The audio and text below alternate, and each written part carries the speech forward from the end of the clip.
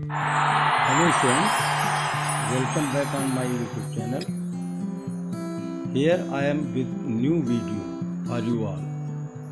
So let us consider new topic. So students, all of you are requested to like and share the video, and for more videos subscribe my channel. Students, in this video we are going to discuss about photosynthesis part 4.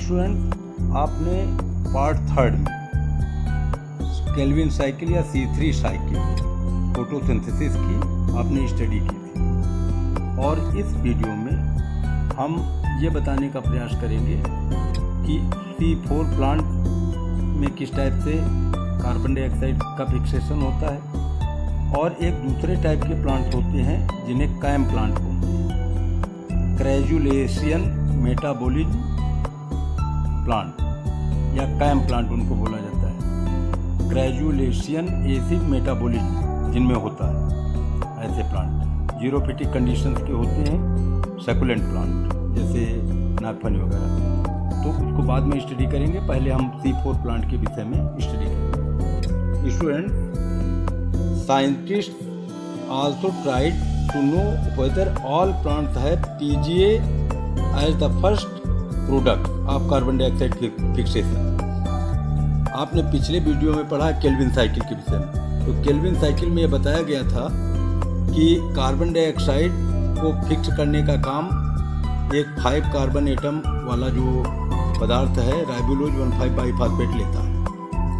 तो scientist को ऐसा लगा कि क्या जो पहला product बनता है केल्विन साइकिल में PGA, तो क्या सभी प्लांट में बनता है या अन्य कोई प्रोडक्ट बनता है, और whether any other product was formed in other plant. Experiments conducted over a wide range of plants led to the discovery of another group of plants where the first stable product of carbon dioxide fixation was again an organic acid. कुछ ऐसे भी plants देखे गए जिसमें एक दूसरा product बनता है, हालांकि वो ऑर्गेनिक एसिड ही था, but one which had 4 carbon atoms in it. लेकिन ये जो है 4 कार्बन एटम वाला था, और जबकि केल्विन साइकिल में 3 कार्बन एटम वाला बनता है PGA, और इसमें जो बनता है वो 4 कार्बन वाला था। This acid was identified to be oxaloacetic acid.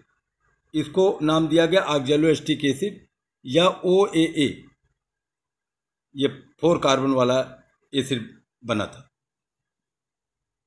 Student, then carbon dioxide assimilation during photosynthesis was said to be of 2 main types. Those plants in which the first product of carbon dioxide fixation is a C3 acid PGA, that is the C3 pathway, and those in which the first product was C4 acid या OAA, that is the C4 pathway। अब एक हो गया C3, एक हो गया C4, और एक मैंने जो बताया कैम प्लांट का।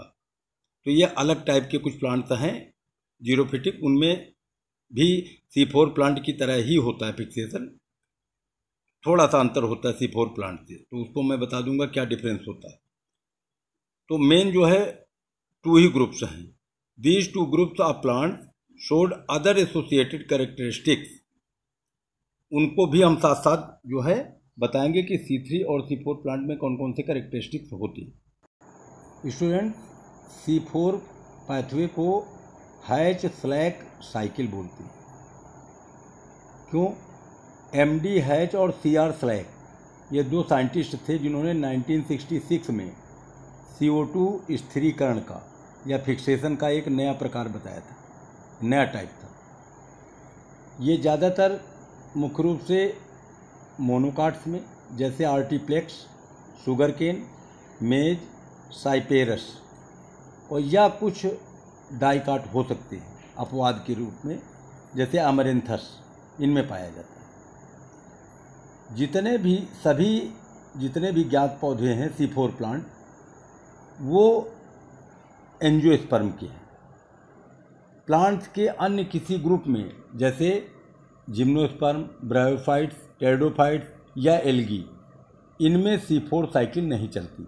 अतः इनमें इन ग्रुप्स में कोई भी C4 प्लांट नहीं होता, केवल एंजियोस्पर्म के प्लांट ही हैं, और वो भी मोनोकाट्स विशेष रूप से, और डाइकाट में कुछ प्लांट हो सकते हैं।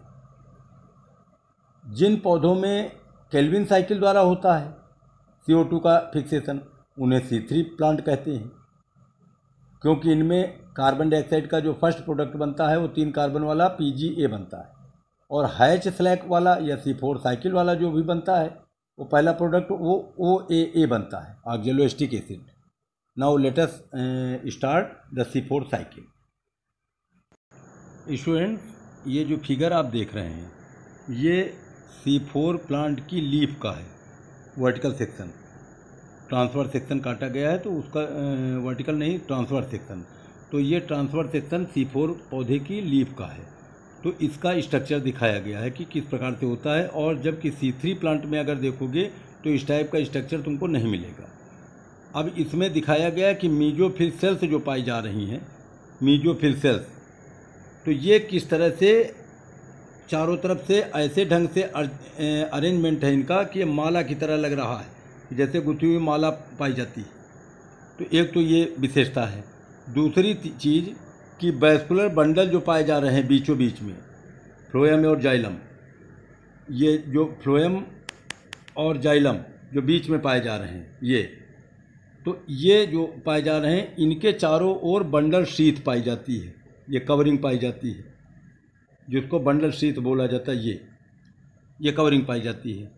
तो ये दो विशेषताएं मुख्य रूप से पाई जाती हैं कि एक तो वैस्कुलर बंडल के चारों ओर बंडल शीथ पाई जाती है, और दूसरा मीजोफिल सेल्स ऐसे ढंग से अरेंज होती हैं कि लगता है माला की जैसी स्थिति बन रही है। क्रांज एनाटॉमी में पाई जाती है। क्रांज जर्मन भाषा का, लैंग्वेज का एक वर्ड है जिसका मतलब होता है माला। तो ये माले जैसी संरचना के रूप में पाई जाती है। स्टूडेंट्स, ये जो आप देख रहे हैं मीजोफिल सेल्स जो माले की जैसी, और बंडल शीथ सेल्स पाई जाती है, तो इनमें क्लोरोप्लास्ट में अंतर होता है। जो बंडल शीथ पाई जाती हैं सेल्स वो छोटी होती हैं, और जबकि मीजोफिल सेल्स काफ़ी बड़ी हैं, देखो काफ़ी लंबी लंबी, और ये बंडल शीथ सेल्स हैं ये छोटी छोटी, ये बंडल शीथ। और ये जो पाई जा रही हैं ये पाई जा रही हैं मीजोफिल सेल्स। तो मीजोफिल सेल्स में क्लोरोप्लास्ट जो होती हैं ये छोटी होती है, यानी सेल्स बड़ी हैं लेकिन क्लोरोप्लास्ट इसके छोटी, और जबकि बंडल शीथ की जो सेल पाई जा रही हैं ये सेल छोटी हैं और क्लोरोप्लास्ट बड़े पाए जाते हैं। स्टूडेंट, दूसरा अंतर ये होता है कि जो बंडल आच्छद या बंडल शीथ सेल पाई जाती है, तो इनमें जो ग्रेना होते हैं या तो नहीं पाए जाते हैं, या पाए भी जाते हैं तो बहुत कम डेवलप्ड होते हैं, लेस डेवलप्ड, और या नहीं पाए जाते हैं, एब्सेंट होते हैं। जबकि मीजोफिल सेल्स पाई जाती हैं जो बाहर की तरफ, इनमें ग्रेना वाला पार्ट जो होता है बड़ा होता है, डेवलप्ड होता है, विकसित होता है। तो ये क्लोरोप्लास्ट और ग्रेना में अंतर है दोनों सेल्स में, यानी बाहर वाली सेल्स में, मीजोफिल सेल्स में क्लोरोप्लास्ट छोटे हैं लेकिन ग्रेना डेवलप्ड है, और बंडल शीथ सेल्स में क्लोरोप्लास्ट बड़े हैं लेकिन ग्रेना एब्सेंट हैं या अनडेवलप्ड। स्टूडेंट्स, ये जो फिगर आप देख रहे हैं इसमें दोनों प्रकार की सेल्स को शो किया गया, मीजोफिल सेल्स और बंडल शीथ सेल।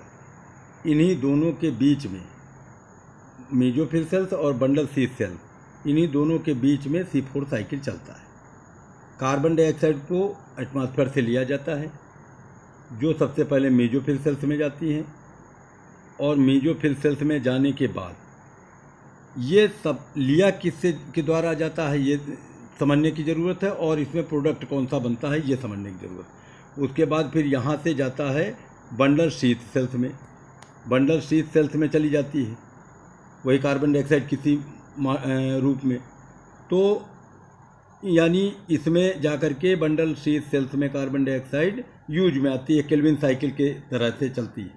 जैसे केल्विन साइकिल में यूज होती है कार्बन डाइऑक्साइड, उसी तरह से इसमें बंडल शीथ सेल्स में होती है। यानी बंडल शीथ तक पहुंचने के लिए कार्बन डाइऑक्साइड को कुछ ऑर्गेनिक कंपाउंड्स के रूप में होकर गुजरना पड़ता है।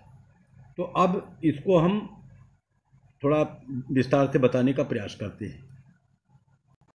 स्टूडेंट देखिए C4 साइकिल कैसे स्टार्ट होती है। एटमॉस्फेरिक कार्बन डाइऑक्साइड है, ये सीधा सबसे पहले मेसोफिल सेल्स में प्रवेश कर रही है और किसके द्वारा ली जा रही है, PEP यानी फास्फोइनोल पायरुविक एसिड के द्वारा। ये पहला प्रोडक्ट है जो कार्बन डाइऑक्साइड को ले रहा है, रिसीव कर रहा है। और यहाँ पर कार्बोक्सी पेप्टेज एक एंजाइम होता है, फास्फोइनोल पायरुविक एसिड कार्बोक्सिलेज, उसको पेप्टेज भी बोलते हैं। यानी ये एंजाइम मेसोफिल सेल्स में पाया जाता है। तो PEP ने कार्बन डाइऑक्साइड को ले लिया, लेने के बाद ये ऑक्सैलोएसिटिक एसिड बन रहा है 4 कार्बन वाला। सबसे पहला प्रोडक्ट बन रहा है 4 कार्बन वाला OAA। अब OAA क्या करता है, ये तुरंत 4 कार्बन वाले मैलिक एसिड में ही बदल जाता है, यानी मैलिक एसिड में बदल गया। ये भी मेसोफिल सेल्स में हुआ।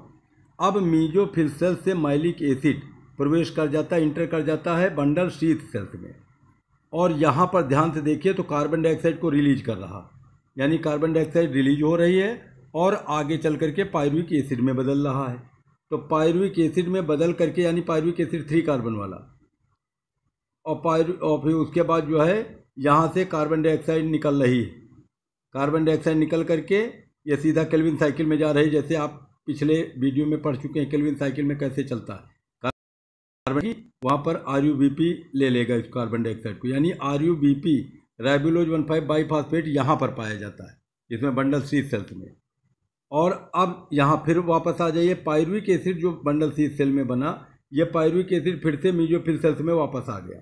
अब ये पायरुविक एसिड जो आया है 3C कंपाउंड, ये सीधे कन्वर्ट हो जाएगा फास्फोइनोल पायरुविक एसिड में, यानी ये 3 कार्बन वाला होता है। तो इसके द्वारा जो है फिर से, यानी इस तरह से साइकिल चलती है। PEP से स्टार्ट हुआ था और PEP फिर से आ गया, तो ये C4 साइकिल हो गई। आपको फिर से एक बार रिवाइज करा दें।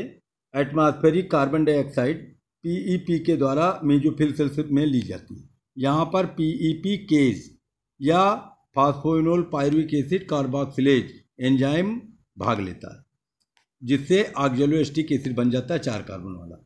अब ये 4 कार्बन वाला ऑक्सैलोएसिटिक एसिड एक 4 कार्बन वाले मैलिक एसिड में कन्वर्ट हो रहा है। मैलिक एसिड सीधा चला जा रहा है बंडल शीथ सेल्स में। बंडल शीथ सेल्स में कार्बन, चूँकि 4 कार्बन वाला है तो एक कार्बन डाइऑक्साइड का मॉलिक्यूल निकल गया और 3 कार्बन वाला पायरुविक एसिड बन गया। पायरुविक एसिड सीधा वापस आ गया मेसोफिल सेल्स में अगले के साइकिल को चलाने के लिए, और फिर से बदल जाता है PEP में। तो इस तरह से ये C4 साइकिल दोनों ऑर्गन्स में चलती रहती है। कौन कौन से, मेसोफिल और बंडल शीथ सेल्स में। स्टूडेंट्स कभी कभी पूछ लेते हैं C3 और C4 प्लांट में अंतर क्या होते हैं। तो C3 प्लांट जो होते हैं उसमें CO2 का जो फिक्सेशन होता है केवल 1 टाइम होता है, और C4 प्लांट में CO2 का फिक्सेशन 2 टाइम्स होता है।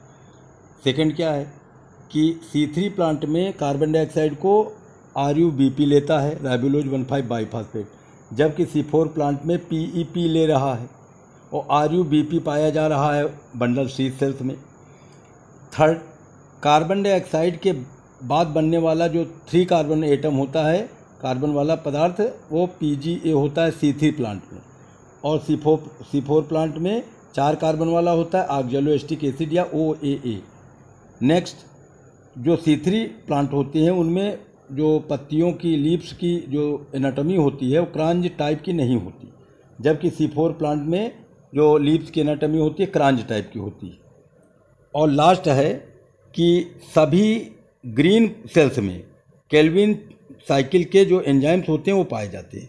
यानी जो C3 प्लांट हैं, C3 प्लांट की जितनी भी हरी कोशिकाएँ पाई जाती है, हरी ग्रीन सेल्स, उनमें केल्विन साइकिल के एंजाइम्स पाए जाते हैं, जबकि C4 प्लांट में केल्विन साइकिल के एंजाइम्स मेसोफिल सेल्स में नहीं पाए जाते, जबकि बंडल शीथ सेल्स में पाए जाते हैं केल्विन साइकिल के। इसीलिए Calvin cycle bundle sheath cell में चलती है। स्टूडेंट्स, अब कायम प्लांट में कैसे चलता है, क्रेजुलेशियन एसिड मेटाबॉलिज्म प्लांट।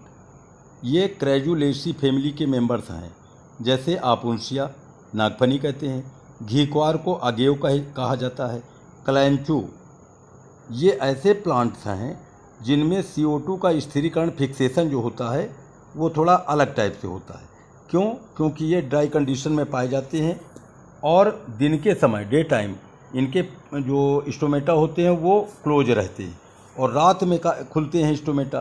तो रात में जो है, अच्छा ऐसा क्यों करते हैं? क्योंकि ट्रांसपायरेशन को कम करने के लिए ऐसा करते हैं। तो ये रात में ये कार्बन डाइऑक्साइड को लेते हैं स्टोमेटा के द्वारा, क्योंकि टेम्परेचर भी रात में कम हो जाता है और पानी निकल नहीं पाता, तो स्टोमेटा खुल जाते हैं और रात में कार्बन डाइऑक्साइड को, जैसे C4 प्लांट लेते हैं। C4 प्लांट में अभी मैंने बताया कि C4 प्लांट में कार्बन डाइऑक्साइड को कौन ले रहा है? PEP। तो उसी तरह से रात में भी इसमें इनकी जो पत्तियां हैं इन प्लांट्स की, वो कार्बन डाइऑक्साइड को लेने का काम PEP ही करेगा और लेने के बाद ऑक्सैलोएसिटिक एसिड बनाएगा। यानी C4 प्लांट की तरह ही इसमें हो रहा है।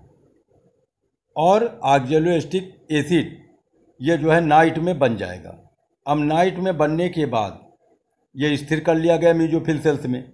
अब आगे चल करके दिन के समय में यही ऑक्सैलोएसिटिक एसिड, मैलिक एसिड, हालांकि मैलिक एसिड रात में ही बन जाता है, तो रात में ही मैलिक एसिड का निर्माण ये कर लेते हैं और मेसोफिल सेल्स में स्टोर रखते हैं। और जब दिन होता है तो यही मैलिक एसिड जो है आगे चल करके इससे कार्बन डाइऑक्साइड निकलती है और निकलने के बाद 3 कार्बन वाला PEP फिर से बन जाता है, जो कि वापस फिर से अगले साइकिल के लिए तैयार हो जाता है।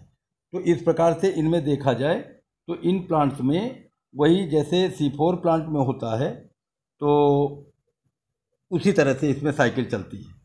और जो ये बना मैलिक एसिड वो सेल सैप या वैक्यूलर सैप में स्टोर कर लिया जाता है रात के समय में, और दिन के समय में फिर जा कर के इसी से कार्बन डाइऑक्साइड निकलती है। प्रातःकाल जब सूर्य का प्रकाश निकलता है और रंध्र बंद हो जाते हैं, तो उस समय मैलिक एसिड जो है डिग्रेड हो जाता है, टूट जाता है और कार्बन डाइऑक्साइड निकलती है और कार्बन डाइऑक्साइड निकल करके केल्विन साइकिल में प्रवेश कर जाती है, जिसको राइबोलोज 1,5 बाईफॉस्फेट फिर से ले लेता है और PGA 3 कार्बन वाला बना लेता है। यानी केल्विन साइकिल सब में चलना है, चाहे वो C3 प्लांट हो, चाहे C4 प्लांट हो और चाहे कैम प्लांट हो। खाली अंतर थोड़ा सा अंतर होता है।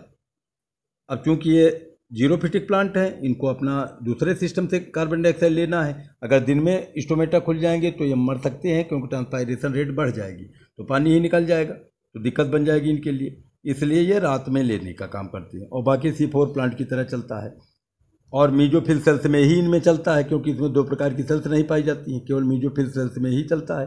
केवल क्या करते हैं, रात के समय में कार्बन डाइऑक्साइड को PEP ले लेता है और ऑक्सैलोएसिटिक एसिड बनाता है, फिर बाद में मैलिक एसिड बना करके सेल वैक्यूल में, वैक्यूल जो होता है रिक्तिका, उसके रस में स्टोर कर लिया जाता है। और दिन जैसे ही होता है वैसे ही कार्बन डाइऑक्साइड फ्री हो जाती है, केल्विन साइकिल में जाती है और फिर से 3 कार्बन वाला PEP बन जाता है, जो अगले साइकिल के लिए तैयार होता है। So students, I hope that you can clear your doubts by this video. Okay student, thanks for watching the video.